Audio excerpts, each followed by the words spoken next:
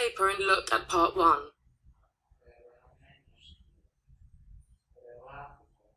You will hear people talking in 8 different situations. For questions 1 to 8, choose the best answer, A, B, or C. 1. You hear a news item about a man who has just been given an award.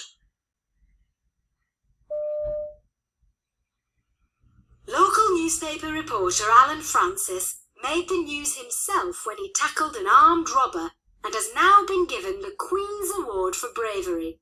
Mr. Francis saw a man armed with a shotgun holding up customers at a restaurant in Putney 2 years ago. He threw himself at the man, pulled him to the ground, and even though the shotgun went off, held on to him until the police arrived. The robber, Frank Mellin, has been jailed for 8 years.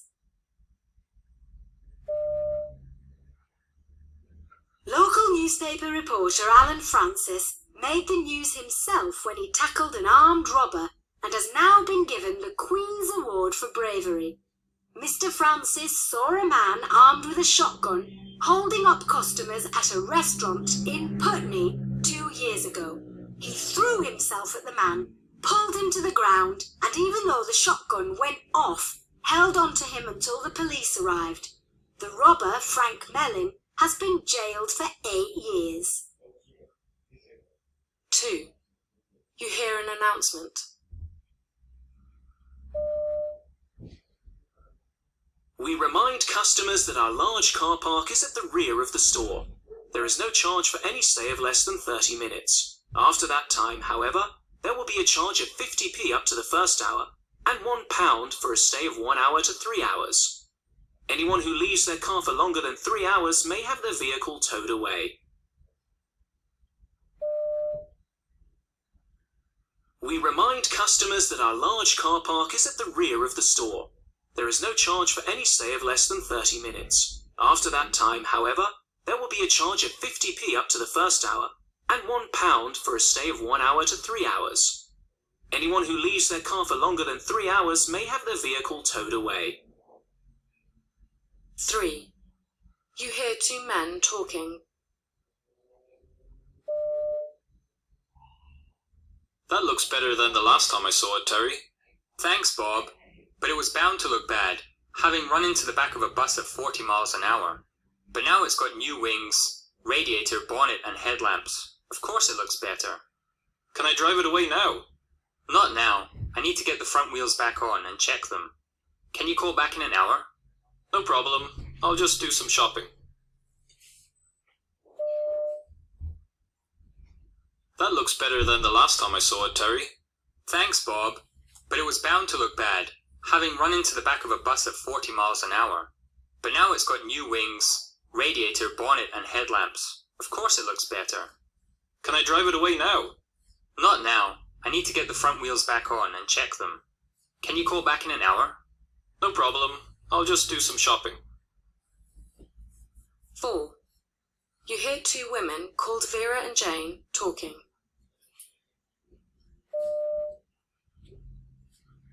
How did your date go last night, Vera? It was okay. I suppose I had quite a nice time. But Tony is so good looking and he's rich. I know all that, Jane, and I know lots of girls like him, but he was really rude to the waiters in the restaurant. I felt so embarrassed. And what was surprising is that he's not very generous. I had to pay for my own meal. He was boring too. He only talked about himself. Will you see him again? No way. How did your date go last night, Vera? It was okay. I suppose I had quite a nice time. But Tony is so good looking and he's rich. I know all that, Jane, and I know lots of girls like him, but he was really rude to the waiters in the restaurant. I felt so embarrassed. And what was surprising is that he's not very generous. I had to pay for my own meal. He was boring too. He only talked about himself. Will you see him again? No way. 5. You hear part of a university lecture. Another factor contributing to the Industrial Revolution was the movement of people from the countryside to the towns. A law had been passed preventing people from keeping their animals on common land. And that, together with the absence of any form of assistance for the poor, forced country people to move to the towns to look for work. There they suffered terrible diseases, but they had no money to go to hospital or see a doctor. This is thought to be a different period in the country's past. Another factor contributing to the Industrial Revolution was the movement of people from the countryside to the towns. A law had been passed preventing people from keeping their animals on common land. And that, together with the absence of any form of assistance for the poor, forced country people to move to the towns to look for work. There they suffered terrible diseases, but they had no money to go to hospital or see a doctor. This is thought to be a different period in the country's past. 6. You hear an introduction on a TV show. And today's guest has come a long way from her humble beginnings. She was born in 1906 in Sunderland, next to the dockyards. When she was 8, her father was killed in the First World War. Her family then lived in poverty, and to pay for her clothes to go to school, she would get up at 4 o'clock in the morning to deliver milk. And after school, she worked in a local shop until 10 at night. Dame Peggy Mansfield, how did winning a scholarship to Oxford University change your life? And today's guest has come a long way from her humble beginnings. She was born in 1906 in Sunderland, next to the dockyards. When she was 8, her father was killed in the First World War. Her family then lived in poverty, and to pay for her clothes to go to school, she would get up at 4 o'clock in the morning to deliver milk. And after school, she worked in a local shop until 10 at night. Dame Peggy Mansfield, how did winning a scholarship to Oxford University change your life? 7. You hear a radio announcement. Here's an urgent message from Mr. Gordon Hill of Braintree in Essex. Will Mr. Gordon Hill of Braintree in Essex, who is on a touring holiday in Scotland, please contact Maidenhead Hospital or the nearest police station. Mr. Hill's mother is dangerously ill, and the hospital would like him to get in touch with them as soon as possible. The telephone number is 0412 640 9867. I'll repeat that. The telephone number of Maidenhead Hospital is 0412 640 9867. And now our regular 6 o'clock.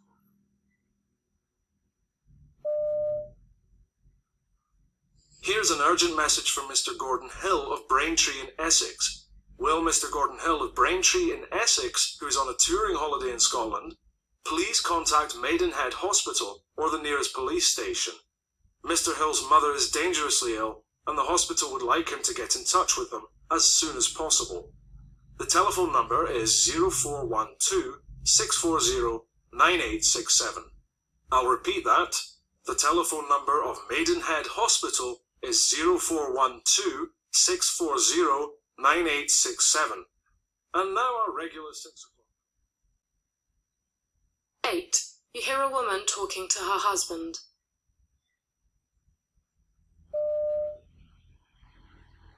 Bread, butter, vitamin tablets. I've got them on the list.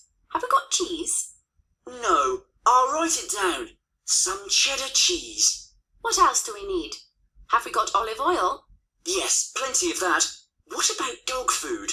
You know the dog doesn't eat dog food from the supermarket. But I'm only going to the supermarket. I haven't got time to go into town and getting meat from the butchers. You'll have to do that. Okay, I'll do that. Bread, butter, vitamin tablets. I've got them on the list. Have we got cheese? No, I'll write it down. Some cheddar cheese. What else do we need? Have we got olive oil? Yes, plenty of that. What about dog food? You know the dog doesn't eat dog food from the supermarket. But I'm only going to the supermarket. I haven't got time to go into town and getting meat from the butchers. You'll have to do that. Okay, I'll do that. That is the end of part 1. Now turn to part 2. You will hear a reporter, Jason, talking on the radio about Ferdinand von Zeppelin. For questions 9 to 18, complete the sentences with a word or short phrase. You now have 45 seconds to look at part 2.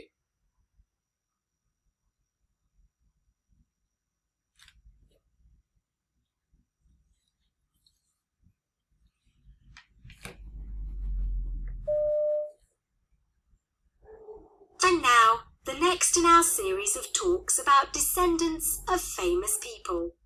Today, Jason will be telling us about Count Ferdinand von Zeppelin, the designer of the famous airships which were named after him. I'm constantly surprised by Ferdinand's continued fame. Only a few years ago they made a film about the most famous of his airships, the Hindenburg. People were still fascinated with the story. His airships obviously have as big a hold on the public imagination now as they did when he was first making them. That's over 100 years ago now. Ferdinand came, of course, from an age before even the idea of commercial flight existed. And he wasn't an inventor originally, far from it. He was born in 1838 near Constance, and at the age of 16 he joined the Army Cadet School at Württemberg. By training, he was a soldier. When he was 25, he visited the USA to learn about military organization. But while he was there, he got the chance to go up in what was called an aerostat, something like a balloon. From then on, his thoughts turned to the use of flying machines and how he could make one that could take passengers around the world. But the development of his own airships didn't happen overnight. Remember, he was still a soldier.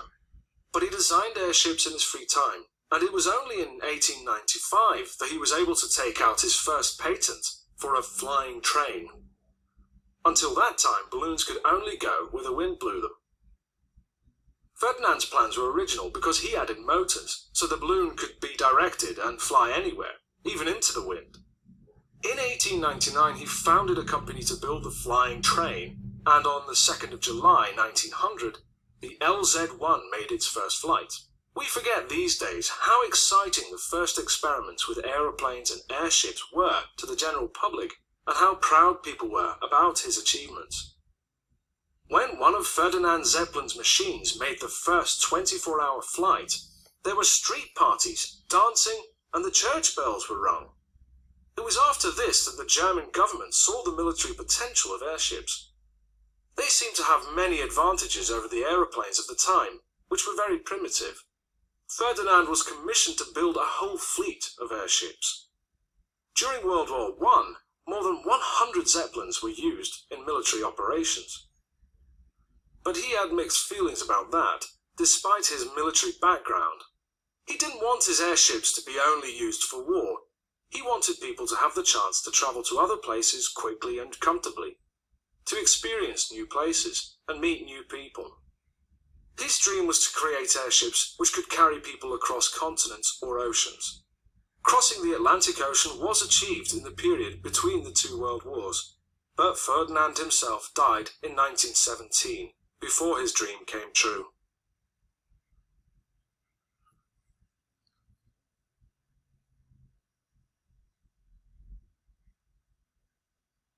Now you will hear part 2 again.